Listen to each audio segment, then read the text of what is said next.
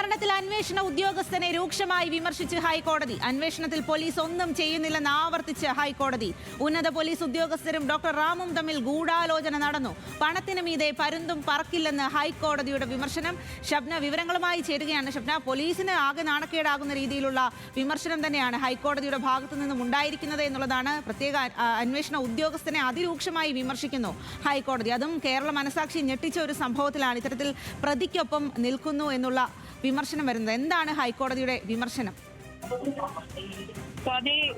Doctor MK. റാമിന്റെ arrest സംബന്ധിച്ച് നടപടിക്രമങ്ങളിലെ police വീഴ്ച കടുത്ത അശ്രദ്ധയുടെ ഫലമാണെന്ന് നിതിൻ രാജിന്റെ കുടുംബം കോടതിയെ അറിയിച്ചിരുന്നു.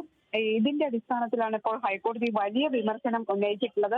സർക്കാർ ഒന്നും ചെയ്യുന്നില്ല എന്നായിരുന്നു നിതിൻ രാജിന്റെ കുടുംബത്തിന്റെ ആരോപണം. പോലീസ് ഒന്നും ചെയ്യുന്നില്ല എന്ന് ആവർത്തിച്ച് കോടതിയും പറഞ്ഞു.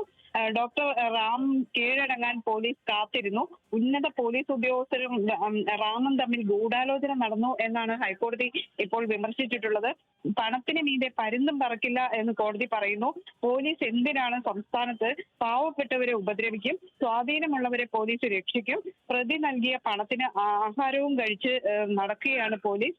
ഒടുവിൽ പ്രതിക്ക് രക്ഷകനായി നടപടിക്രമങ്ങൾ പാലിക്കാതെ പേരിനൊരു അറസ്റ്റും ചെയ്തു. ജനങ്ങൾ ഇത് കാണുന്നുണ്ട് എന്ന വിമർശനമാണ് കോടതിയുടെ ഭാഗത്തു നിന്നുണ്ടായത്. ഡിവൈഎസ്പിയുടെ ഭാഗത്താണ് വലിയ വീഴ്ചയുണ്ടായത്. എന്ത് നടപടി എടുത്തു എന്നാണ് കോടതി ഇതിൽ ചോദിക്കുന്നത്. ഗൂഢാലോചന സംബന്ധിച്ച് അന്വേഷണം നടത്തണം, അല്ലാത്ത പക്ഷം ഹൈക്കോടതി തന്നെ നടപടി സ്വീകരിക്കും.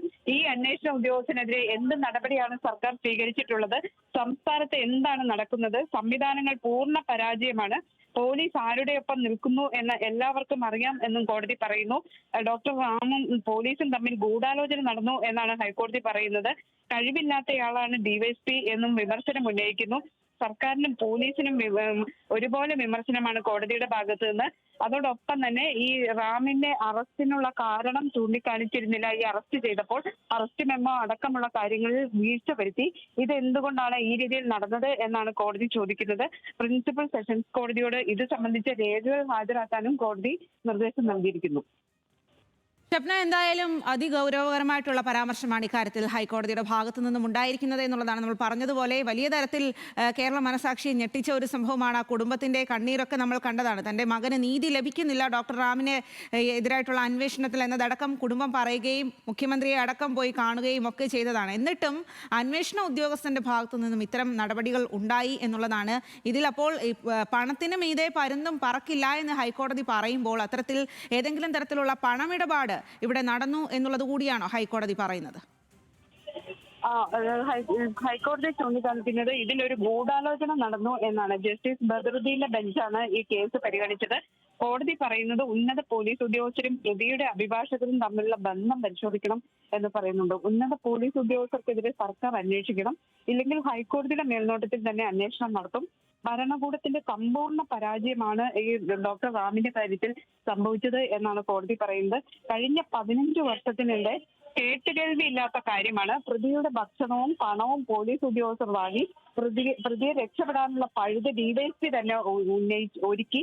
കഴിവില്ലാത്ത ഉദ്യോഗസ്ഥനാണ്, അതുകൊണ്ടാണ് അത്തരത്തിൽ സംഭവിച്ചത്. SITയെ മാറ്റി തലയൂരാനാണ് ഇപ്പോൾ പോലീസിന്റെ ശ്രമം. കഥയിൽ നിന്ന് മനസ്സിലായി പോലീസ് ആർക്കൊപ്പമാണ് എന്നത്.